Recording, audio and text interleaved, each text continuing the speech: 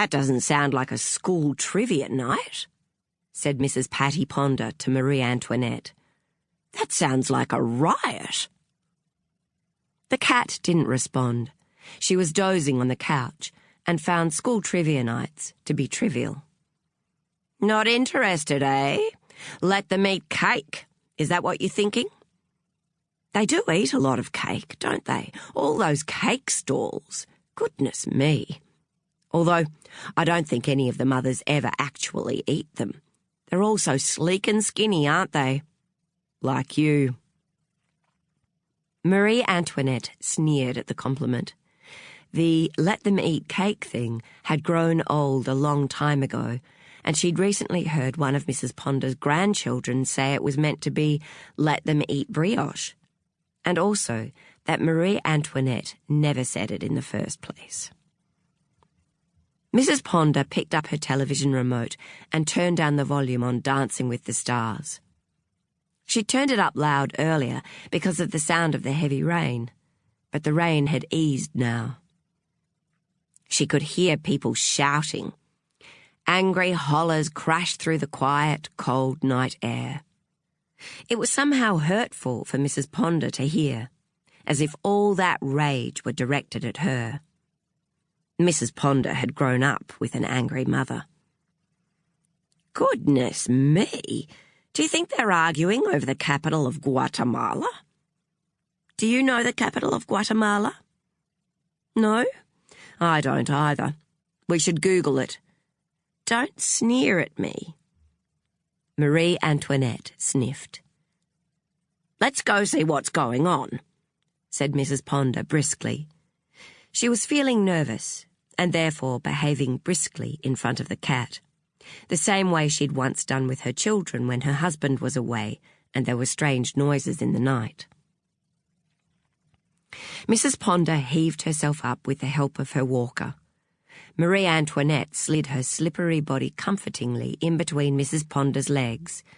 She wasn't falling for the brisk act, as she pushed the walker down the hallway to the back of the house. Her sewing room looked straight out onto the schoolyard of Pirawee Public. "Mum, are you mad? You can't live this close to a primary school," her daughter had said when she was first looking at buying the house. But Mrs. Ponder loved to hear the crazy babble of children's voices at intervals throughout the day, and she no longer drove, so she couldn't care less that the street was jammed with those giant truck-like cars they all drove these days, with women in big sunglasses leaning across their steering wheels to call out terribly urgent information about Harriet's ballet and Charlie's speech therapy. Mothers took their mothering so seriously now. Their frantic little faces, their busy little bottoms strutting into the school in their tight gym gear, ponytails swinging, eyes fixed on the mobile phones held in the palms of their hands like compasses. It made Mrs. Ponder laugh. Fondly, though. Her 3 daughters were exactly the same, and they were all so pretty. "How are you this morning?" she always called out if she was on the front porch with a cup of tea or watering the front garden as they went by. "Busy, Mrs. Ponder, frantic," they always called back, trotting along, yanking their children's arms. They were pleasant and friendly and just a touch condescending because they couldn't help it. She was so old. They were so busy.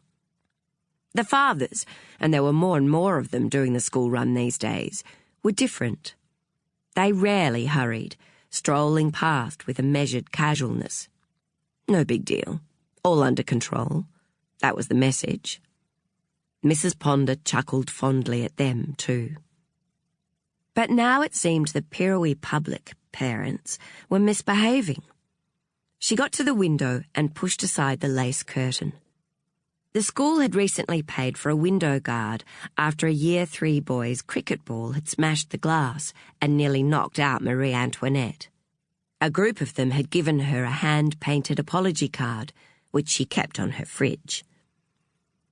There was a 2-story sandstone building on the other side of the playground, with an event room on the second level and a big balcony with ocean views.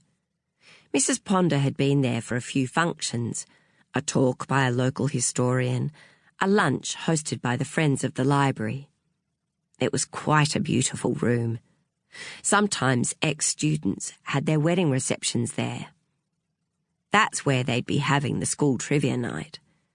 They were raising funds for smart boards, whatever they were.